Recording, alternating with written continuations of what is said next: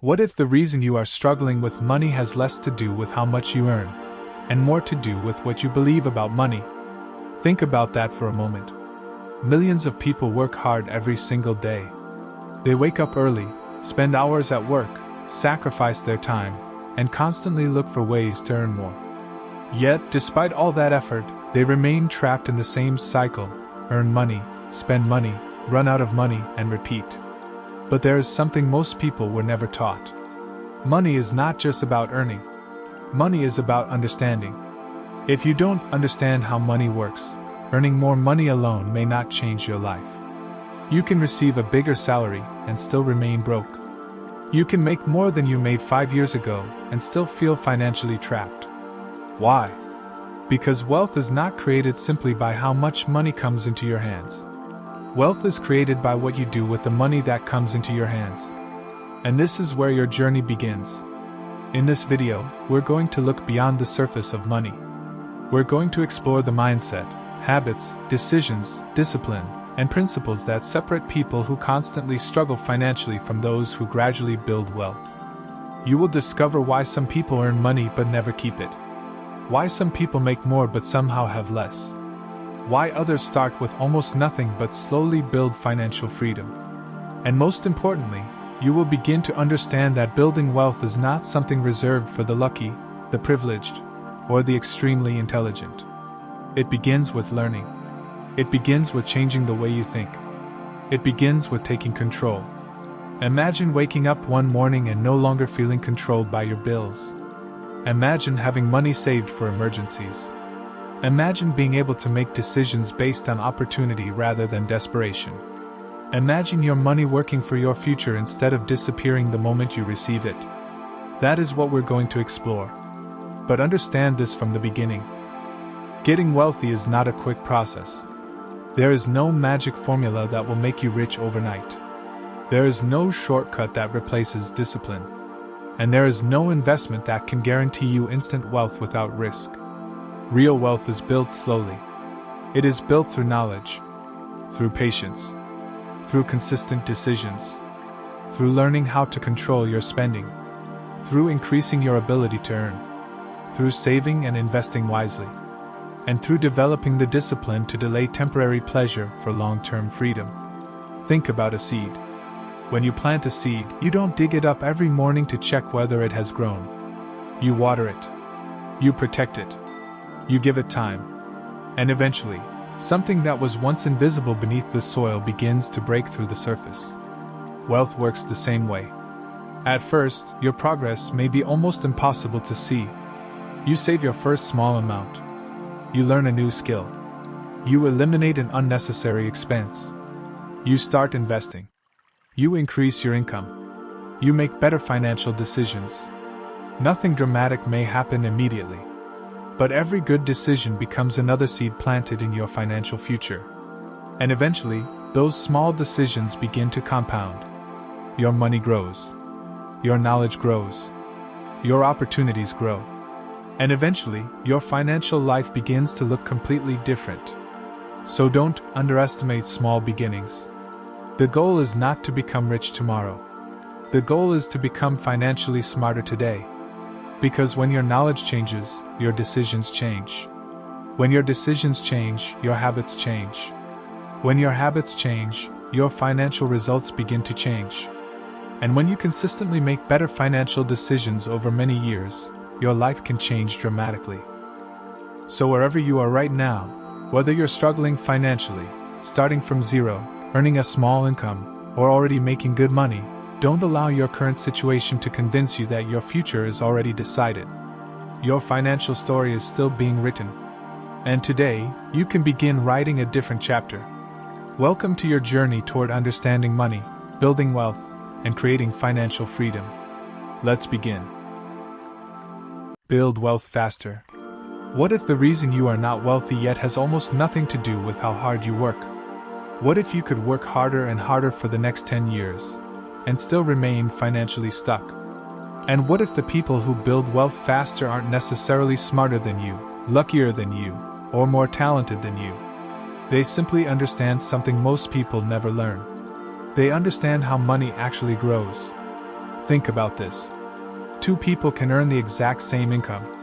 They can live in the same city. They can have the same number of hours in a day. They can even start with almost nothing. Yet 10 years later, one is financially free while the other is still asking, "Where did all my money go?" The difference isn't always income. It's what they do with the income. It's what they learn. It's what they build. It's what they refuse to waste. And most importantly, it's how quickly they turn their time, skills, money, and decisions into assets that continue working for them. Today, we're going to break down exactly how to build wealth faster. But I want you to stay until the very end because we're not starting with investing. We're not starting with stocks. We're not starting with cryptocurrency. We're not even starting with saving money. We're starting somewhere much deeper. Because before you can build wealth with money, you must build the person capable of creating, keeping, and multiplying it. And in Chapter 1, you're going to discover the first wealth accelerator, the one that determines whether everything else in this video will work for you. Introduction: the race you don't realize you're in. Imagine two young people named Daniel and Michael. Both are 22 years old.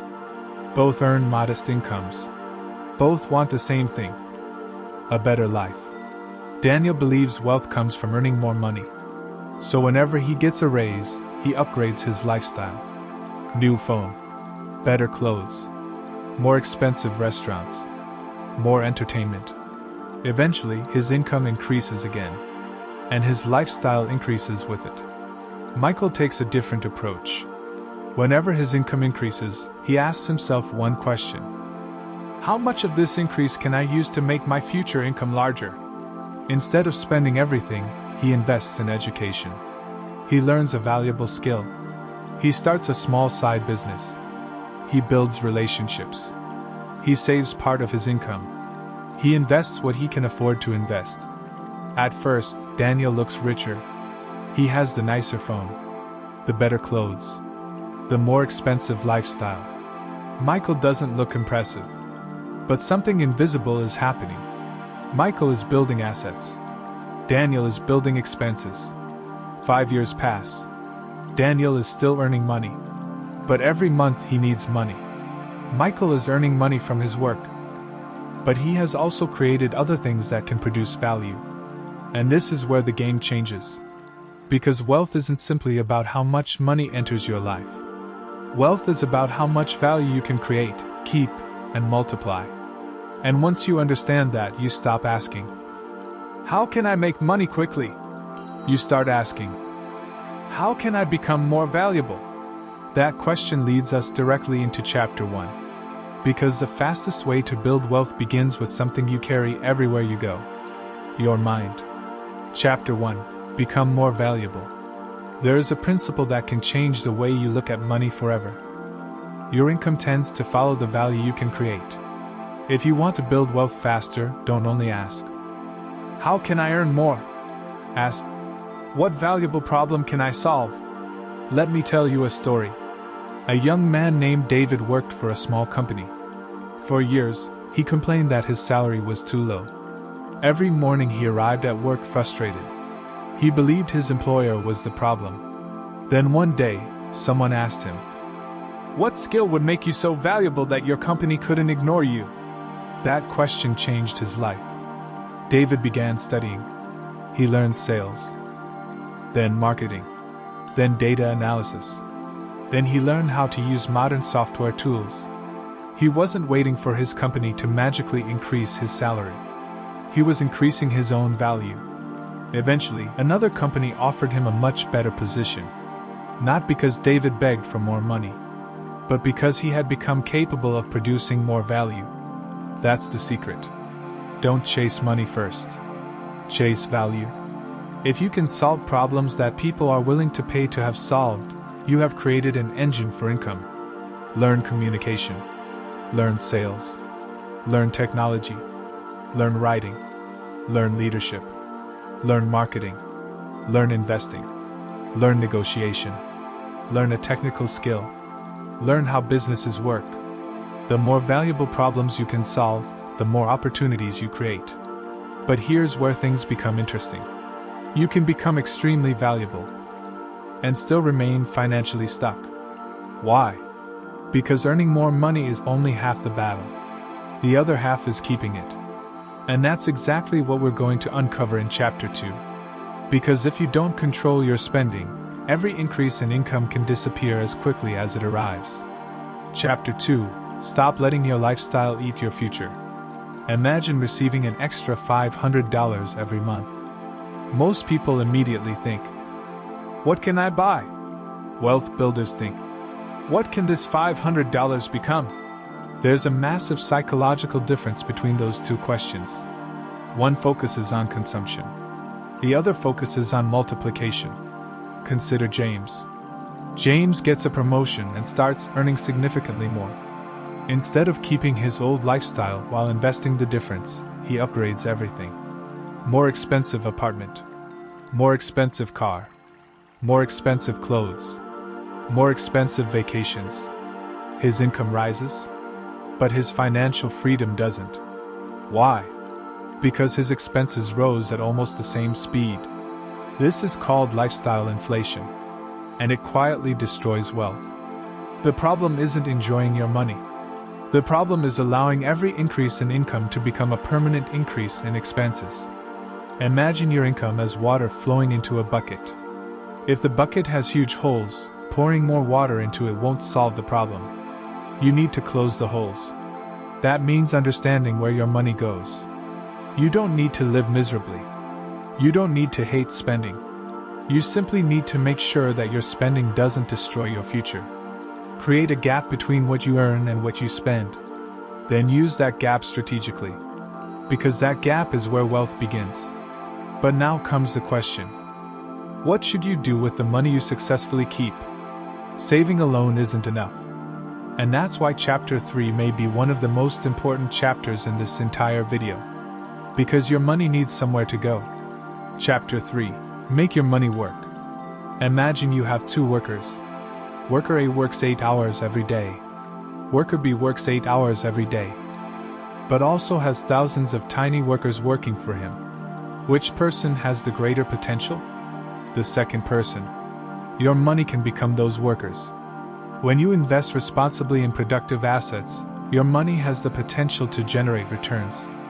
And then those returns can generate additional returns.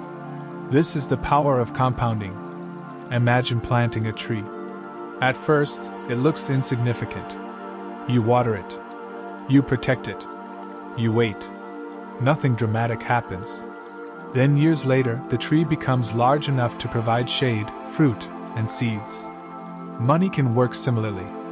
The beginning often feels slow. That is why many people quit. They expect their first investments to transform their lives overnight. But wealth often grows quietly before it becomes visible. The key is consistency. Depending on your circumstances, investing might involve diversified funds, retirement accounts, businesses, or other productive assets. The exact choice depends on your goals, risk tolerance, country, taxes, and financial situation. But the principle remains. Don't let every dollar you earn depend entirely on your future labor. Build assets. Because eventually, you want your money to start helping you produce more money. But there is a problem. You can invest and still build wealth painfully slowly. Why? Because your investment capital may be too small. So how do you accelerate the process? You increase the amount of capital you can deploy. And that takes us to Chapter 4. Chapter 4. Create more than one income engine. There was once a man who worked at the same job for 20 years. Every month, his employer paid him. Every month, he paid his bills. Every year, he hoped for a raise. His entire financial life depended on one engine. His job. Then imagine another person. She has a job. But she also freelances. She sells a digital product. She invests. She builds a small business. Maybe none of these produces huge money individually. But together, they create something powerful.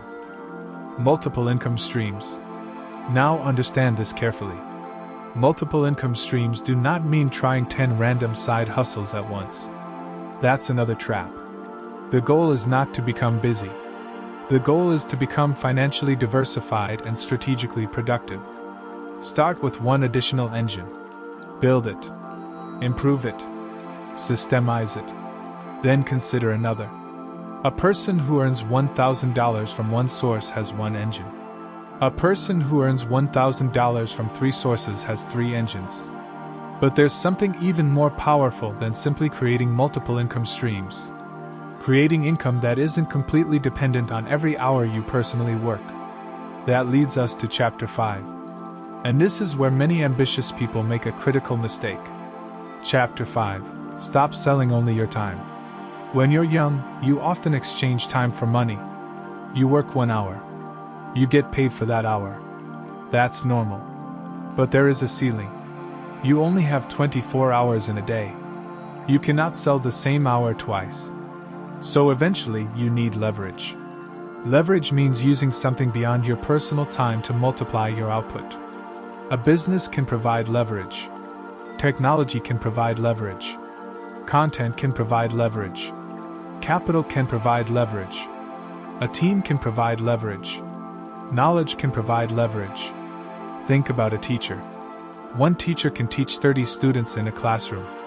But if that teacher creates an online course, thousands of people could potentially learn from it. The teacher's knowledge has been transformed into an asset. That's leverage. Think about a content creator. One video can take hours to produce. But after publication, that same video can potentially reach thousands or millions of people without the creator personally speaking to every viewer. That's leverage. The question becomes, how can I create something once that continues producing value? This is one of the biggest shifts from simply earning an income to building wealth. But there's another accelerator. Because even with valuable skills and leverage, you can still destroy your progress with one bad habit. That habit is debt. And Chapter 6 explains how to make debt work for you, or work against you. Chapter 6. Control debt before debt controls you. Debt is not automatically good or bad. The question is, what is the debt doing for you? Imagine 2 people borrow money. Person A borrows money to buy something that loses value and creates monthly expenses. Person B borrows responsibly to acquire or expand something that can produce income or long-term value. They both have debt. But the economic purpose is completely different. This is why wealthy thinking requires you to stop looking at money emotionally. Before borrowing, ask, what will this debt cost me? What will it produce? Can I comfortably repay it? What happens if my income falls? Is this helping me build an asset, or simply helping me consume something I cannot currently afford? A person can earn a high income and still be financially fragile.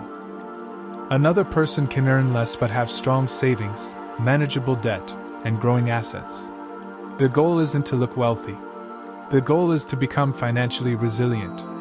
And that brings us to Chapter 7. Because even if you earn more, spend less, invest wisely, and control debt, there is still one invisible force that can destroy everything: your emotions. Chapter 7. Master your emotions around money. Money is mathematical. But humans are emotional. And that's why people make terrible financial decisions. Fear makes people sell at the worst possible moment. Greed makes people chase things they don't understand. Envy makes people spend money trying to look successful. Impatience makes people search for overnight wealth. And desperation makes people vulnerable to scams and unrealistic promises. Let me tell you about Marcus. Marcus sees someone online claiming they made thousands in a week. Suddenly, his normal financial plan feels boring. He wants the same result. So he puts money into something he doesn't understand. At first, the numbers rise. He's excited. Then the market turns. Fear takes over. He panics. He loses money. The problem wasn't simply the investment. The problem was that Marcus allowed emotion to replace strategy. Building wealth requires patience. You need the ability to say, "I don't need to become rich this month." That sentence is powerful. Because when you stop being desperate for fast money, you become harder to manipulate. You begin thinking long-term. You stop chasing every opportunity. You start evaluating risk. You become patient. And patience becomes a competitive advantage. But there is one more emotional battle: comparison. And Chapter 8 will show you why comparing your financial journey to someone else's can quietly keep you poor. Chapter 8. Stop competing with other people. Imagine two runners. One is running a marathon. The other is running a 100-meter race. If the marathon runner constantly looks at the sprinter, he will feel slow. But he's not slow. He's running a different race. Your financial life is the same. Someone may buy a luxury car at 25. Someone else may own a house at 30. Someone may build a successful company at 35. That doesn't mean you are behind. The internet makes comparison worse. You see someone's success. You don't see their failures. You see the vacation. You don't see the debt. You see the business. You don't see the years of work. You see the result. You don't see the process. Wealth builders learn to focus on their own scoreboard. Ask yourself, am I earning more valuable income? Am I saving more? Am I investing consistently? Am I reducing unnecessary debt? Am I building valuable skills? Am I becoming more disciplined? Those are better questions than, why isn't my life like theirs? But there's something even deeper. You can know exactly what to do and still fail to do it. That's why Chapter 9 is about execution. Because knowledge without action creates nothing. Chapter 9. Turn knowledge into action. A person can watch 500 videos about wealth, read 100 books, listen to podcasts every morning, take notes, highlight pages, talk about investing, talk about business, talk about discipline, and still remain exactly where they started. Why? Because information doesn't create wealth. Applied information does. Imagine someone learning how to swim. They can watch swimming tutorials for 10 years. But eventually, they must enter the water. You must do the same with your financial education. Learn about budgeting. Then create a budget. Learn about investing. Then research appropriate investments for your situation. Learn about business. Then test a small business idea. Learn a skill. Then offer that skill to someone. Learn sales. Then make an offer. Learn communication. Then communicate. Action converts knowledge into experience. Experience creates judgment. Judgment improves decisions. Better decisions create better results. And better results compound. But before you rush out and try everything at once, there is one final principle. The most important wealth builders don't simply start strong. They stay consistent. And that's what Chapter 10 is about. Chapter 10, Play the Long Game. One of the biggest secrets of wealth is surprisingly boring. Consistency. Not excitement. Not motivation. Not overnight success. Consistency. Think about a farmer. A farmer doesn't plant a seed in the morning and dig it up that evening because nothing happened. He understands time. He understands seasons. He understands that growth happens beneath the surface before it becomes visible. Your financial life can be the same. You save. You invest. You learn. You build. You improve. You repeat. At first, the results may look insignificant. Then something changes. Your skills become better. Your income increases. Your savings grow. Your investments compound. Your network expands.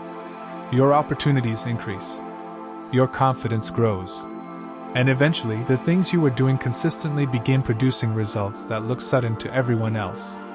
People may say, "You got lucky." But they didn't see the years. They didn't see the mornings. They didn't see the sacrifices. They didn't see the small decisions. They only saw the harvest. And that's why you must understand this. Wealth is usually built slowly, then recognized suddenly. The final wealth formula. Let's bring everything together. If you want to build wealth faster, remember these principles. Become more valuable. Increase your earning power. Control lifestyle inflation. Create a gap between income and expenses. Use that gap to build productive assets. Develop additional income engines. Use leverage. Control destructive debt. Master your emotions. Stop comparing your journey to others. Turn knowledge into action. And stay consistent long enough for your efforts to compound. But don't make the mistake of thinking that building wealth means becoming obsessed with money. Money is a tool. The ultimate goal is freedom. Freedom to make choices. Freedom to spend more time with people you love. Freedom to pursue meaningful work. Freedom to survive difficult seasons. Freedom to say no. Freedom to build something that matters. So don't wake up tomorrow thinking, I need to get rich. Wake up thinking, I need to become more valuable. Then, I need to keep more of what I earn. Then, I need to put my resources to work. Then, I need to repeat this process for years. That is how wealth is built. Not through one magical decision. Through thousands of intelligent decisions repeated over time. Final story. Before we end, imagine yourself 10 years from now. There are two versions of you. One version looks back and says, I wish I had started. The other says, I'm grateful I started when I did. Both versions began with the same thing. A decision. Not $1 million. Not perfect circumstances. Not perfect knowledge. Just a decision. The decision to learn. The decision to stop wasting. The decision to become valuable.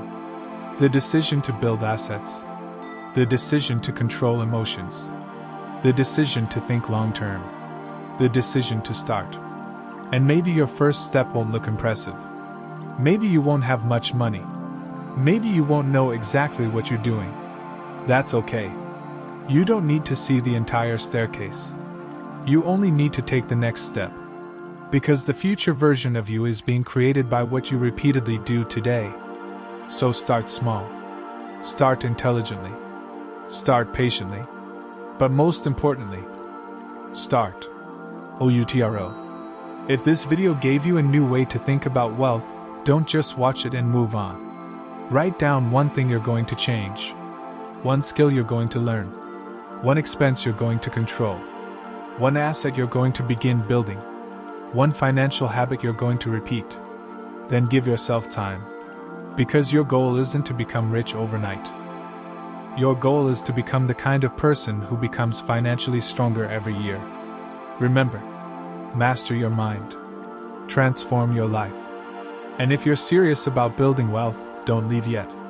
The next video will take you even deeper into the psychology behind financial success.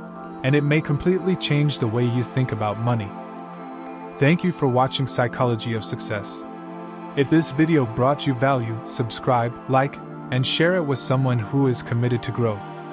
Remember, success is not something you find, it's something you build, one decision at a time. Because the future belongs to those who take action today. Master your mind. Transform your life. I'll see you in the next lesson. The one thing that separates winners from losers. Introduction.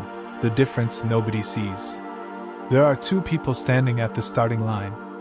They have similar dreams, similar opportunities, similar fears, similar doubts.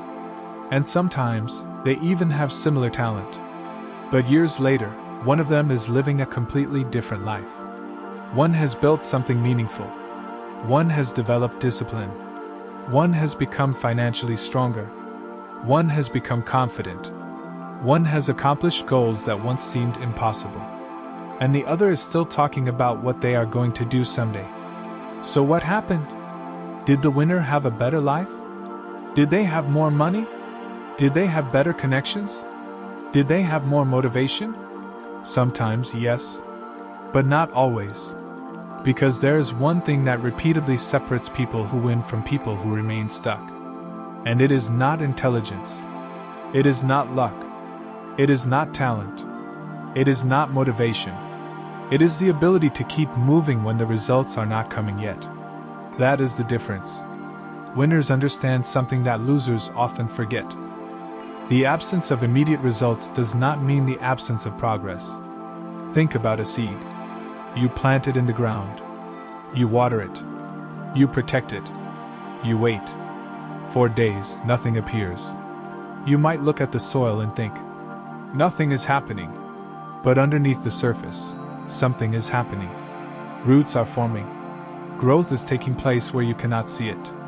And eventually, what was invisible becomes visible. Your life works the same way. You can work on yourself for weeks and see nothing. You can save money and feel like you are still poor. You can study and still feel unprepared. You can exercise and still dislike what you see in the mirror. You can build a business and hear rejection after rejection. You can create content and get almost no views. You can apply for opportunities and receive rejection. And this is where most people quit. Not because they cannot succeed, but because they expected success to arrive before they were required to become the person capable of achieving it. Today, we're going to talk about the one quality that separates the people who eventually break through from the people who continuously give up. And by the end of this video, I want you to see your struggles differently. Because what if the obstacle in front of you isn't proof that you should stop? What if it is the test that determines whether you deserve to move forward? Stay with me. Because the next chapter may completely change the way you think about failure, discipline, and success. Chapter 1: Winners Keep Going. Imagine two runners entering a marathon. They both train. They both start strong. But halfway through the race, one runner becomes exhausted. His legs hurt. His breathing becomes difficult. He looks ahead and realizes there are still miles left. He thinks, maybe I can't do this. So he stops. The second runner is equally exhausted. His legs hurt too. He also wants to stop. But instead of asking, how much longer? He asks, can I take one more step? That question changes everything. He doesn't need to finish the entire marathon right now. He only needs to take the next step. Then another. Then another. And eventually, those small steps carry him across the finish line. That is how winners think. They don't always have more strength. They simply refuse to make a permanent decision based on a temporary feeling. You may feel tired today. Keep going. You may feel discouraged today. Keep going. You may have failed. Learn and keep going. You may not see results yet. Keep going. Because sometimes the difference between success and failure is not another year of effort. Sometimes it's another week, another attempt, another phone call, another application, another video, another conversation, another morning where you choose discipline instead of comfort. You don't know how close you are. And that's why quitting is so dangerous. You can quit one day before the breakthrough. You can stop one conversation before the opportunity. You can abandon the business 1 month before it becomes profitable. You can stop studying just before everything finally starts making sense. You can give up on yourself right before your identity begins to change. The problem is that success rarely announces itself. It doesn't knock on your door and say, congratulations. You have 5 days remaining. You usually have no idea how close you are. So your job is not to predict exactly when success will arrive. Your job is to continue becoming the person who is prepared when it does. And that's why the winner keeps going. Not because they know they will succeed tomorrow, but because they refuse to let today's disappointment decide tomorrow's destiny. Chapter 2: Losers Quit When It Gets Hard.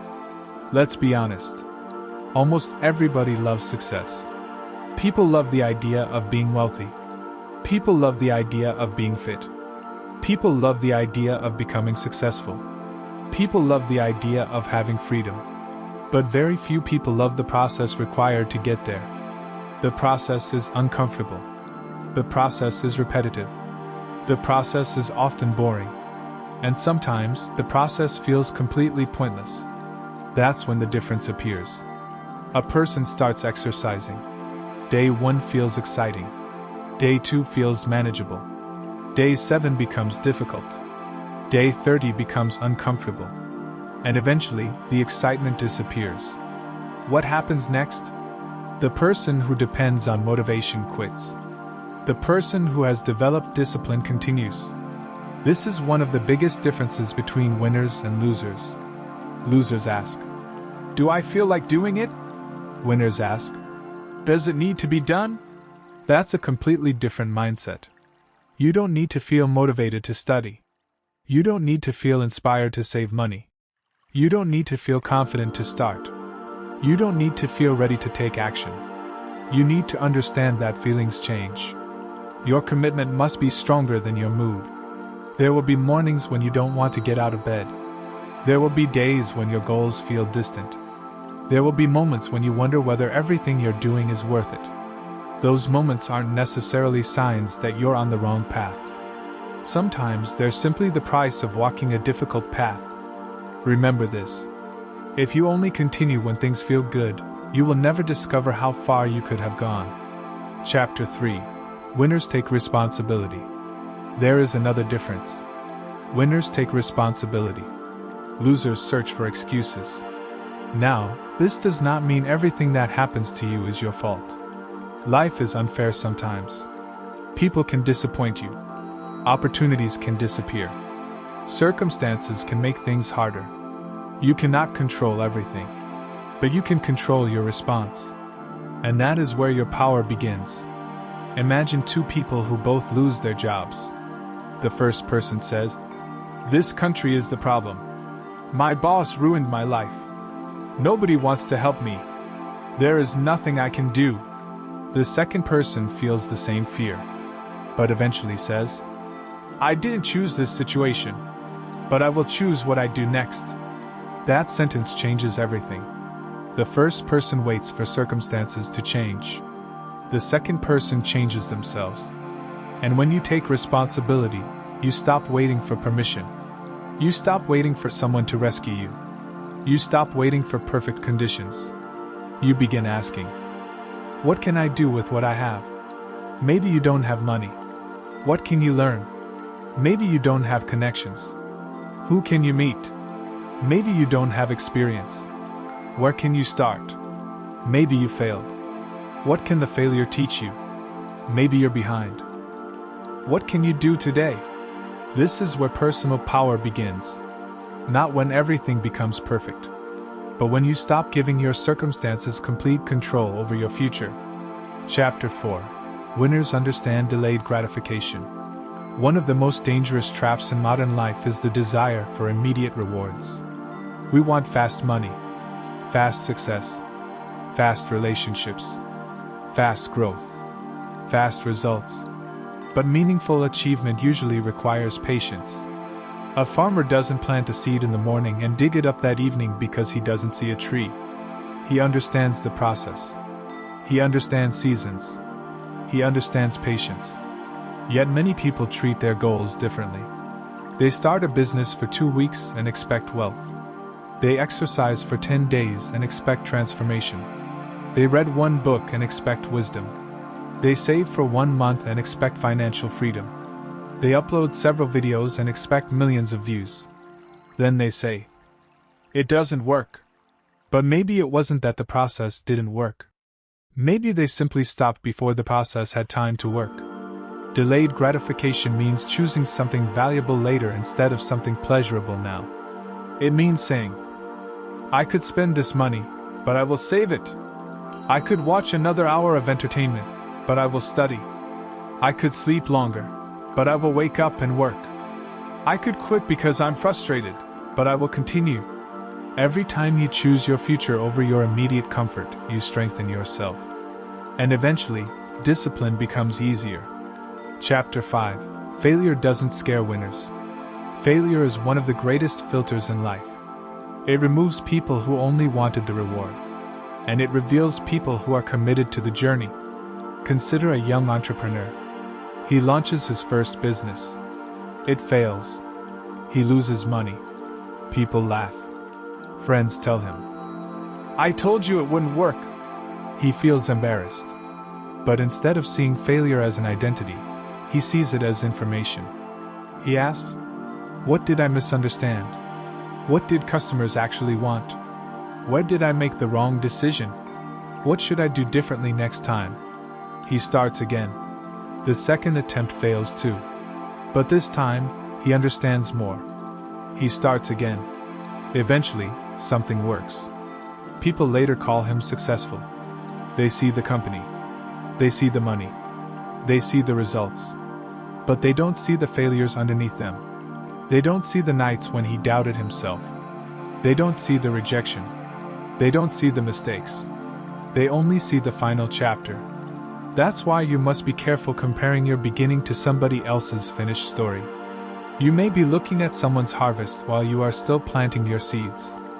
Failure isn't always telling you, stop. Sometimes failure is asking, are you willing to learn? Chapter 6.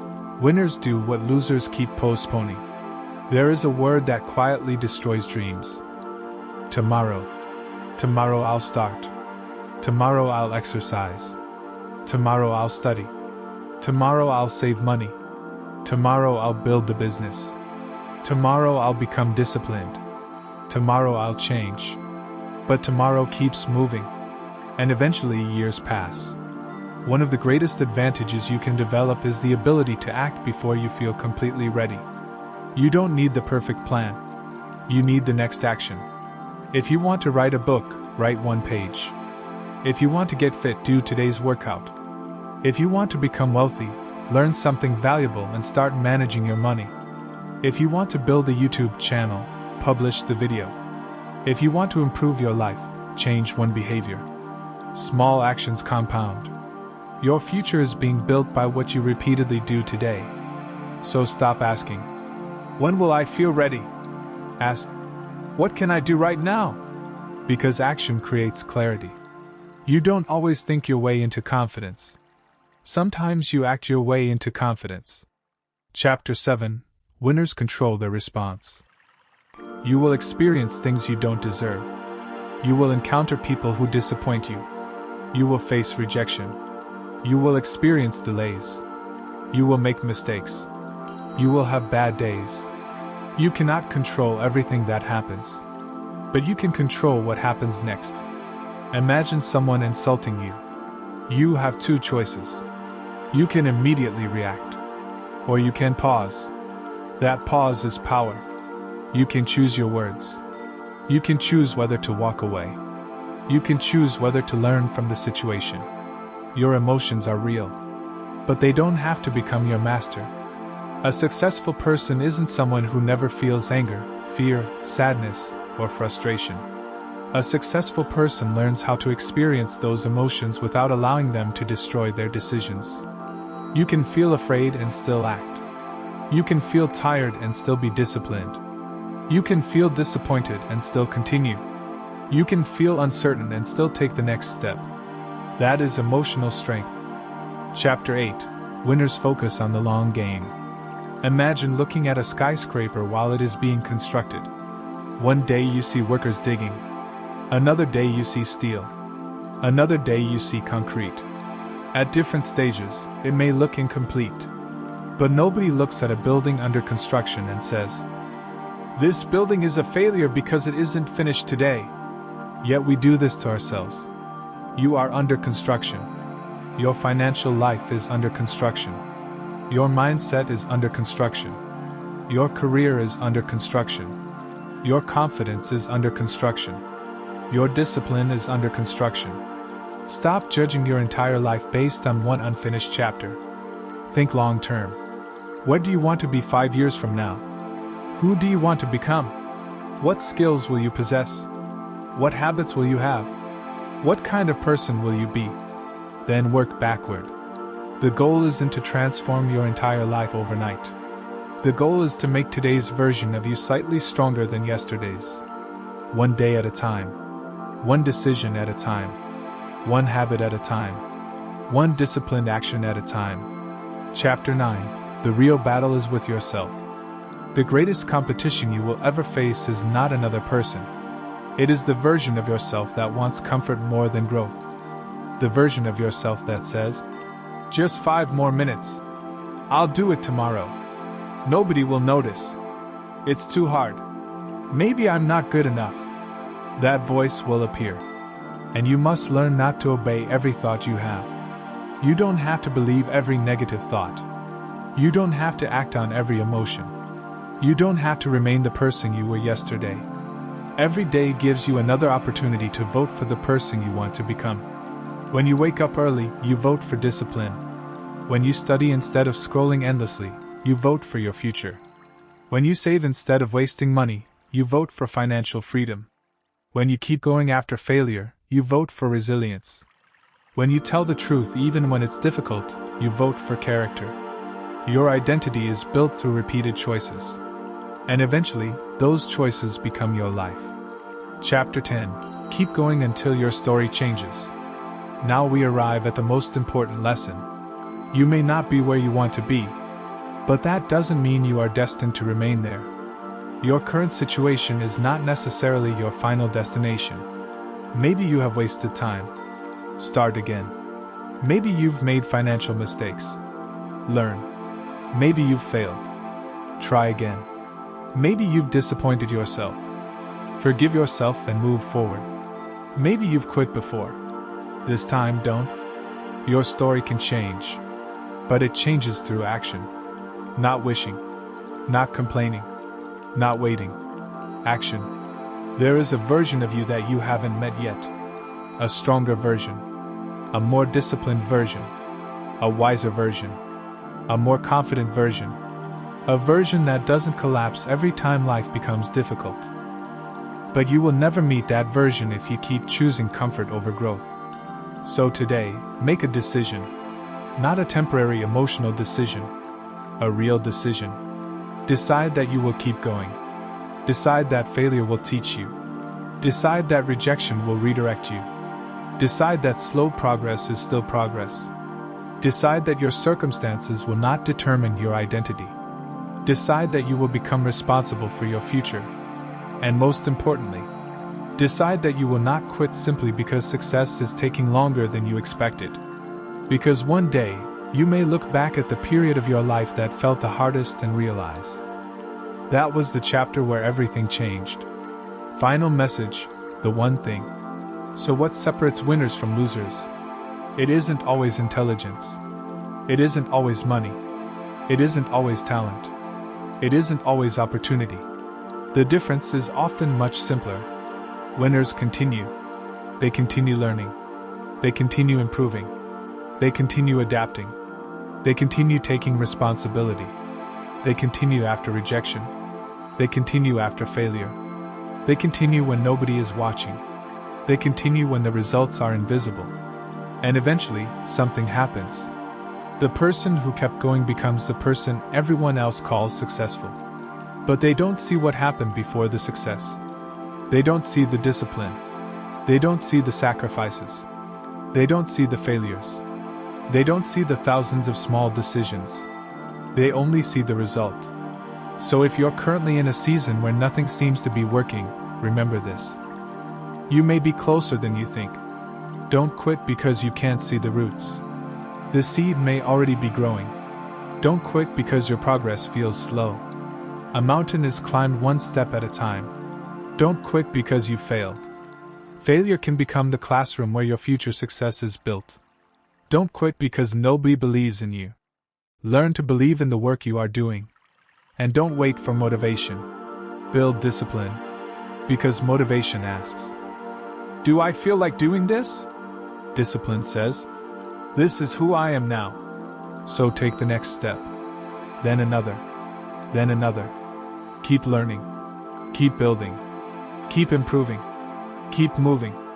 And one day, you will look back and realize that the greatest thing you ever did was not becoming perfect. It was simply refusing to stop. You kept going. And that changed everything. This is your life. This is your opportunity. And the next chapter is still unwritten. Master your mind. Transform your life.